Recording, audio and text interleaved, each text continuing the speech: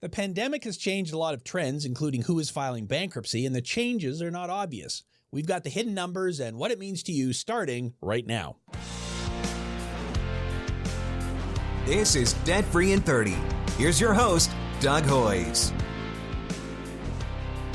For the last few years, we've been talking about how an increasing number of younger debtors are having debt problems. They graduate from school with a mountain of student loan debt, and they can't find a permanent job that pays enough to service their debt, so they take whatever they can get.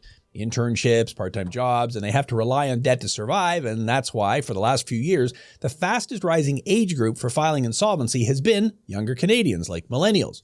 Then 2020 happened. The virus, lockdowns. Younger people suffered massive unemployment because, well, they tend to disproportionately work in customer-facing jobs like restaurants and health clubs, and that trend has continued into 2021.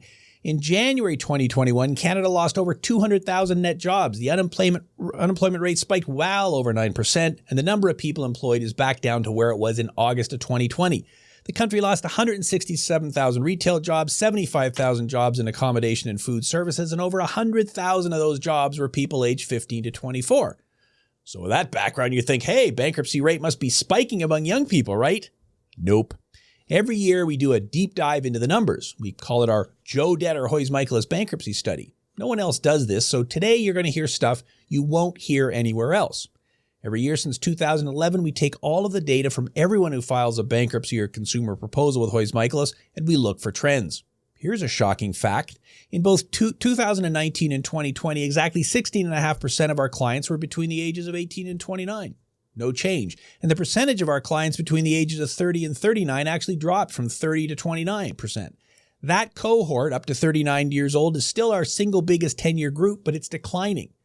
So what increased? Well, obviously, older Canadians. People aged 50 and up were 28% of our clients in 2019, and that increased to almost 30% in 2020. And if you just look at the period after the first lockdown started, 31.5% of our clients are age 50 or over. So what's going on? Unemployment is rising amongst young people, and yet a greater percentage of older people are going bankrupt. Why is that? Well, to discuss it, Ted Michalos is here. Ted, welcome back. So, first question. Do you consider aged 50 and older to be old? Now, this question doesn't have anything to do with the fact that I turned 60 this year, does it? Ooh! And I'm sitting here with a gray beard, so clearly we are not young people. But I am young at heart. I am much younger than 60. I'm not sure how much younger, but 2 or 3 years it's anyways. A math thing. It's a math thing. So, okay. What is going on? Because this doesn't really make sense. As I said, the unemployment rate amongst younger people went from 6% in 2019 to 17% in 2020. So the unemployment rate is disproportionately hammering younger people, and we understand why, the type of jobs they're in. Right. And yet more older people are filing insolvency. Why is that? Well, let's look at what the government did to support Canadians in the pandemic. The CERB benefit. What was that? The Canadian Emergency Relief Benefit? Response benefit, yep. Okay. It disproportionately helped the younger cohorts. I mean, the benefit was $500 a week. They weren't taking income taxes off it. And on if you were a minimum wage worker, you made about $500 a week. That's what the benefit was designed to replace. So if you're unemployed during the pandemic, your income probably didn't take a dramatic hit. Not the same way that it did to the seniors. Right. And if you got to work from home, or if you weren't working at all, I guess you're not paying for bus fare, you're not paying for daycare. So even gas in the car. So you were sort of even in terms of cash flow. Now, it's true that older people tend to have higher incomes. That's not a shock to anyone. Well, right. If I've been with the company for 20 years, I'm probably making more than the person who just got hired. But of our clients, and again, I'm talking older debtors here, 15% were unemployed versus 6% in 2019. So that's similar to younger people. There was higher unemployment amongst both age groups. And it's important for people to understand that an older person listing themselves as unemployed means they're not considering themselves retired and just living on pensions. Exactly right. They had a job. Exactly right. So when we look at the people who are 60 years and over, but they're working, right, meaning they're not retired, their income fell almost 11%. Yeah, and that's what's killing them. And that's what's killing them. Yep. So Older debtors had the biggest income drop, and we talked about CERB. So what else do we know about older debtors? Well, the next important factor is the older debtors are carrying more debt. So the average Joe debtor in our survey carrying about $60,000 worth of debt. The seniors are carrying at least $66,000, $67,000 worth of debt, and it's more expensive debt. And so it's a bigger number, and it's a more expensive number. Yep. And we're talking here consumer credit. So you're right, about $66,000 for people age 50 and over. And that's things like everything you'd expect, credit cards, loans. That's everything other than mortgages and cars, right? Right. Well, it includes mortgages. That's right. It doesn't include mortgages, but it does include the secured debt you may have on your car.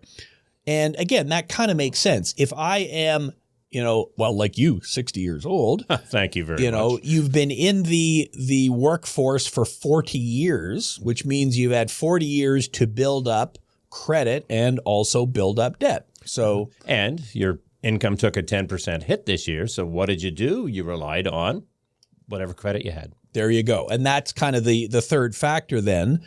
We know that older debtors are more likely to have credit card debt. 41% of their debt is credit cards versus 34% for younger debtors. Right. So why is that? Why would someone who is older have a greater percentage of their debt as credit card debt? Well, like what we were just saying, first and foremost, you've been in the job market longer, so you've built up access to credit. I mean, what we see with our young debtors is they haven't got a great history, so they don't have access to lines of credit, credit cards, all of the things that a more established person does. And so the 60-plus crowd who've had a history of being able to make and handle their debt have access to these forms of credit that the younger kids don't have. Yeah, and that's a point people don't always figure out, that, okay, the reason I have a lot of debt is because at some point I qualified to have a lot of debt. I made a lot of money. I made my payments all the time. I was a good customer for these people. My credit score was great, and as a result, I was able to build up more debt. When you're 22 years old graduating from school, you're not able to go out and get, $30,000 worth of credit cards, lines of credit, mortgages, HELOCs, all the rest of it. That's right. It's just not possible. And our results all show that. The younger cohort have significantly lower debt, but they're from second and third tier lenders. So you haven't established yourself, so the banks aren't prepared to give you a lot of rope. As a result, you're getting payday loans and things like that. Right. And if you think about the life cycle, so, okay, I graduate from school in my early 20s. I've got student loan debt, but that's pretty much the only debt I've got because I don't qualify for anything else. Right. I then go through my working life, and from age 25 to age 45, I'm building up my debt. My expenses are probably high or increasing because my kids are still at home. So think of the 45-year-old, You're building a home, you're building a family, you're buying all of these assets that you're going to keep with you for the rest of your life, but you're getting them for the first time. But it ends up being an expensive time of life. Right. And by the time you're in your mid-40s, okay, my kids are still on the clock. They're still living at home, or maybe they're in school and I'm funding that. My parents are still around, so maybe I'm helping support them. Probably. But I certainly probably haven't received an inheritance yet. Right. So, and I'm, age 45, I'm kind of the middle manager at the company. So I've got a good job, but I'm not the CEO. I'm not the most senior guy. I might not be the senior lead hand or whatever. Right. So my income isn't at its peak, but my expenses are at its peak. And as a result, how do I make up the shortfall? Well, it ends up being debt. Right. So that's kind of the pickle they're in. So the older debtors had high unemployment. Like I said, 15% in our study. And it used to be 6. Yeah. And so the 18 to 29 crowd, well, their unemployment was a little bit higher, 16.5%, but it was the income drop. That's the key point. That's exactly for right. the higher debtors. They lost almost 11% of their income because, of course, they started as higher income earners, and CERB was not as much of a replacement for them. Well, and if you dig into our study, you'll see that the average household income is about $3,000 a month. The seniors are in line with that. The average debt servicing for Joe Debtor is about $1,300 a month. For the seniors, it's closer to $1,500. Well, if you're making $3,000, you're spending $1,500 on your debts, you got a problem to live on. And so what then is the biggest problem that our senior debtors are facing? Well, they're running out of time. I mean, that's the only way to say it. The older you get, the closer you are to those retirement years, and the less time you have to deal with the debts that you've accumulated. And COVID has just added a whole whack of new debt to these folks that are getting ready for their golden years. Did the deferrals help? I think all the deferrals did was delay the inevitable. So, literally defer means to put off. Well, they put it off, but when it comes down, it's going to be like the hangover the next day. It's going to hurt. Yeah, and if you're 30 years old and I defer a few mortgage payments, well, I've still got 30 years to catch up. Right. If I'm 60 years old, maybe it's not mortgage payments, but we're still seeing deferrals in things like car loans. Yep. Credit cards, they're not being as deferred as much now, but and from the lender's perspective, it makes sense because you're compounding interest on the debt, so you're actually earning more money even though you're not getting paid right now. And what's the alternative? I take the car back from the senior, I sell it at auction, and I lose money. Yeah, that doesn't serve anybody's purpose. And so it made sense during the time, but now you gotta pay the piper. So we also know that 60% of seniors live in a single person household. Okay, that's not a huge shock. Seniors that are filing an insolvency. Correct. Yeah, we're not talking about the general population and the numbers we're talking about here. Obviously, as I said at the beginning, some people have been big winners as a result of the pandemic. That's right. Those are not our clients. Yeah, divide the Canadian economy into 3 tiers. You've got the top third that are probably making out like bandits during COVID. For whatever reason, the right job, right career, right asset base, they're making money. You got the middle tier, which is getting by. And they always seem to get by. They're not getting rich. They're not going broke. And then you got the bottom tier, which are living on credit, which are really struggling. And then the lowest section of that bottom tier are the folks that become our clients. Yeah, although we did have a lot of people in the middle tier this year too. We have had a lot of calls from them. You gave the perfect example. I was making $3,000 a month before COVID started. Yep. And now I'm making $2,000. Well, how do I make up that difference? And so that's what leads to insolvency. So 60% of our clients who are seniors live in single-person households, and 75% are one-income households. Right. So job loss obviously is catastrophic because that's the only income coming in. Yep. Now, we focused on seniors, but of course, every other age group is still filing insolvency here. So what other trends caught your eye in our annual Hoyes Michalos Debtor Bankruptcy Study? So one of the worst subtexts that we're seeing is that the debt levels are staying the same on average for the folks that are becoming insolvent, but they're accumulating the wrong kind of debt, more expensive installment loans, a higher credit card debt. The things that cost them more to do. So the individual number of credit cards, that sort of thing isn't increasing. But the type of borrowing that people are doing is becoming more expensive because of the way they're financing it. Yeah, and so obviously there's a difference between a mortgage at 1.5% interest, right, and a finance company installment loan where the interest can be 30 or 40 or 50%. In our study, the average consumer credit, as you said, was around $58,500, of which $20,500 is personal loans. Credit cards are about $16,500. Taxes, $5,000. Student loans, $3,000. Other unsecured debts, $3,500, and other secured debts about just under $10,000. So that'd be things like car loans, things like that.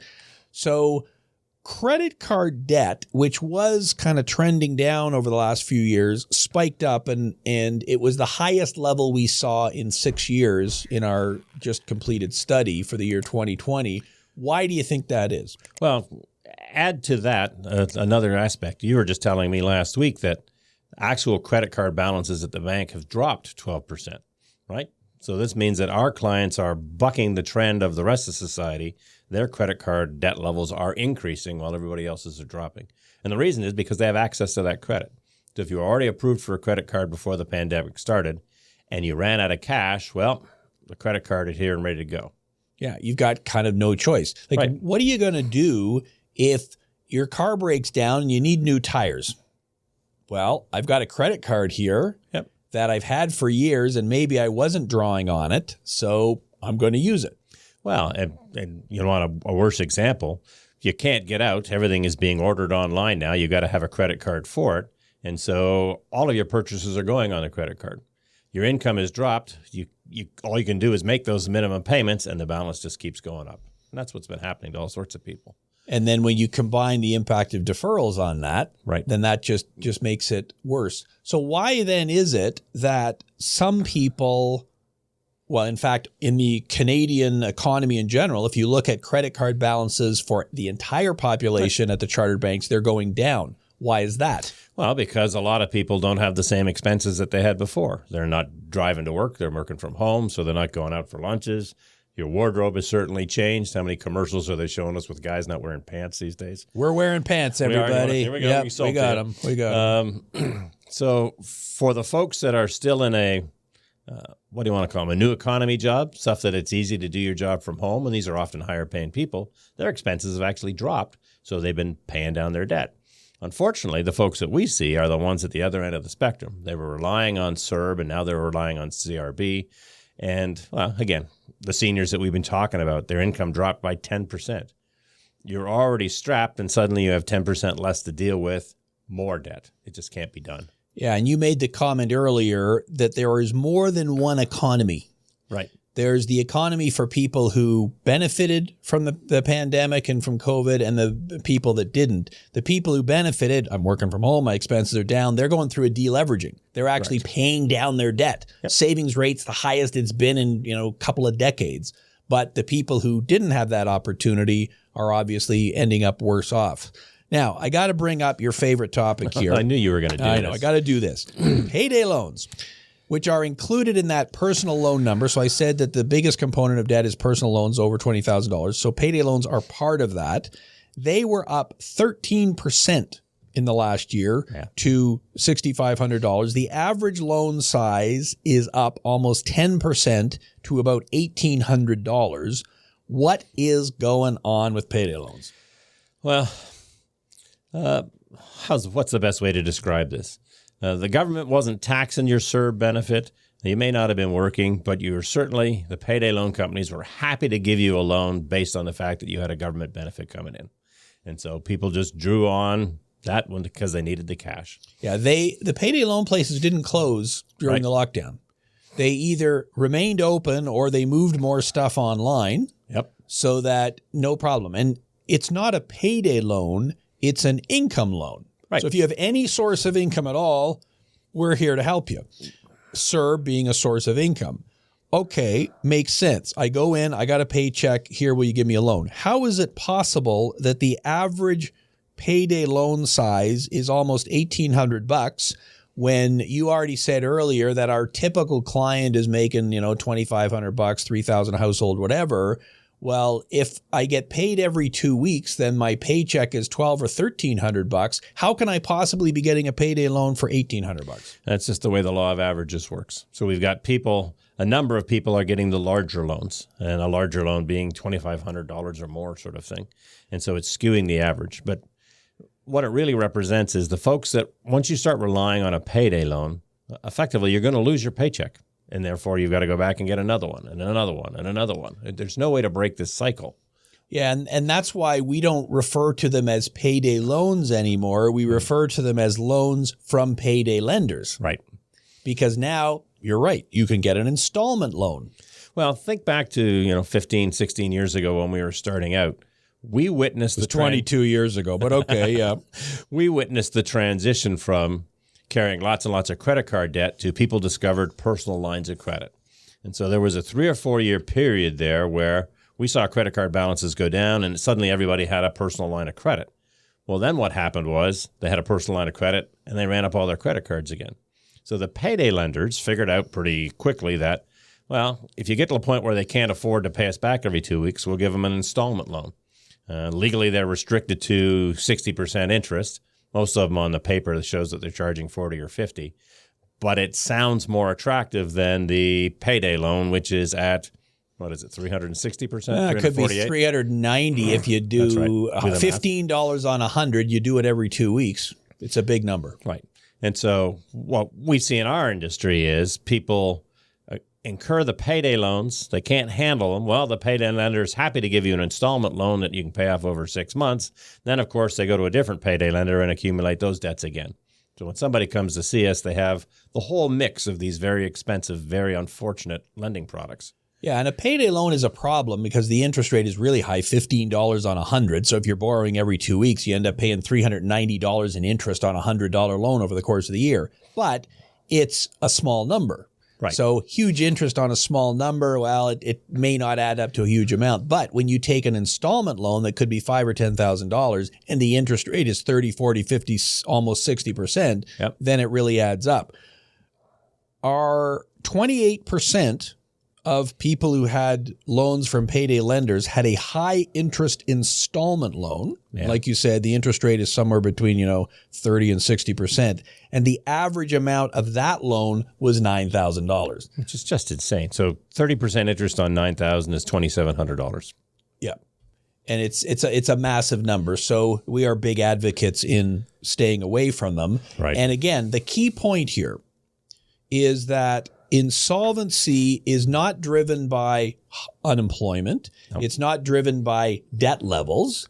It's driven by the inability to service that debt. Right. So obviously, if you have a high level of debt, it's going to be harder to service than you have a low level of debt. But if I have $1 million house and a $500,000 mortgage, that's a lot of debt. Do I have a problem? Not as long as you can make the payments. Exactly. Right. Not as long as you can make the payments. We used to say cash is king when we were young, right? I don't know if they use that term anymore in the schools because nobody knows what cash is anymore. But That's right. Debit is king, I guess. So yes, it is the inability to service the debt. That's what gets us into trouble. Now, you and I did our year-end prediction show where we predicted that insolvencies would remain low in the early part of 2021, which is exactly what's happened. Yep. And they may begin to increase, but I don't know. I don't think it's going to be before the fall. Yeah, I mean, the courts have to open up fully, which means the businesses have opened up fully, and more importantly, that the government is actually operating to capacity again. I think as long as the civil servants are at home, we can assume that there's not going to be a whole lot of activity in the rest of the world. Yeah, and obviously CRA is not heavily doing collection activity, and that kind of filters down to everything else. So that's why we're thinking that you can still service your debt and you don't have the heavy collection action, so therefore the impetus for filing an insolvency is less. So there's lots more to discuss. I mean, student loans are still a problem. 20% of our clients had a student loan. Yep. The average is up from $14,850 to $15,251. There's an increase in one-income households, but we're out of time, so we can't get into all of that stuff.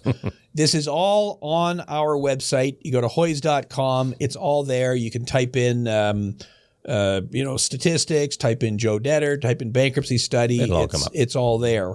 What final comments do you have based on looking at the numbers in our study and what you think it all means? Yeah, this is easy to say, but hard to do. The older you get, you should be trying to pay off your debt as you get older, not borrowing more. The whole point is you're trying to get to your golden years, and you can't have golden years if you are in debt to your eyeballs to moneylenders. Yep. And you're right. Easy to say, hard to do. And that's why we're here, obviously. It's like, Right. okay, well, if I've hit the age of 50 or 60 and I can see that there is no way to get this paid off before I can hopefully retire, then, well, perhaps a consumer proposal or a bankruptcy is the option that you've got to consider. But otherwise, yes, if you can pay off your debt on your own, that's obviously the best answer. Right. Ted, very good advice. Thanks very much. We covered a lot of numbers today, but of course, this isn't a numbers issue. It's a people issue. Our problems are not financial problems. They're people problems. It's a fact that, well, some people were winners financially because of the pandemic. Many office workers were redeployed to working from home. They're still getting their paycheck, but they don't have to pay for transportation or dining out or maybe even daycare, so their cash flow has actually improved. And if they took their excess cash and invested it in real estate or the stock market or cryptocurrencies or pretty much any other asset, their wealth has increased. Those people are fine. Those aren't the people we talked about today. The Hoyes Michalos Joe Debtor Bankruptcy Study is a study of our clients, people who had so much debt that they had no choice but to file a consumer proposal or bankruptcy. They are the Canadians who got financially hammered by the lockdown. If you had a minimum wage job before the lockdown, CERB or CRB and the other government income support programs replaced most or all of your income, so your cash flow hasn't changed that much. But if you were making more than minimum wage before the lockdown and you lost your job, your cash flow is worse. And if you had debt before the lockdown started, making your debt payments is a huge problem. Sure, Deferrals helped, but they didn't eliminate your debt. They just pushed the payments into the future. Here's the key point. Despite what you may hear in the media, unemployment is not the biggest driver of insolvency. Debt levels aren't the biggest factor. It's the inability to service debt and the worry about collection action. That's what drives insolvency. So even though debt levels remain high, consumer insolvencies dropped by over 24% in Ontario in 2020 and by almost 30% in Canada to the lowest levels we've seen in 20 years. When collection activity drops, insolvency levels drop. But as the economy reopens, insolvency levels will increase. Not right away. I don't expect to see significantly higher numbers until the fall, but it will happen. And the trend of an increasing number of older Canadians filing insolvency, yep, that too will reverse, and I expect that by 2022, the trend of more younger people filing will be back. We spend a lot of time each year on our research because we want to put a face to the numbers. Real people suffer. People like you or people you know. People are embarrassed when they call my office for help. They think they failed. The numbers prove that you are not alone. The pandemic is not your fault. Losing your job because of a government lockdown is not your fault. You're not alone. There are options to deal with debt, and that's why I do this podcast, to get the word out that help is available. That's our show for today. All the numbers and data we discussed today can be found on our website at hoyes.com. Do a search for Joe Debtor or statistics, and you can access all of our research for free. I'll also put links in the description on YouTube. If you learned something from today's podcast, please like it, share it, subscribe, and leave a comment. It helps raise our profile in the YouTube algorithm or on whatever podcast app you use. Thanks for listening and watching. Until next week, I'm Doug Hoyes. That was Debt Free in 30.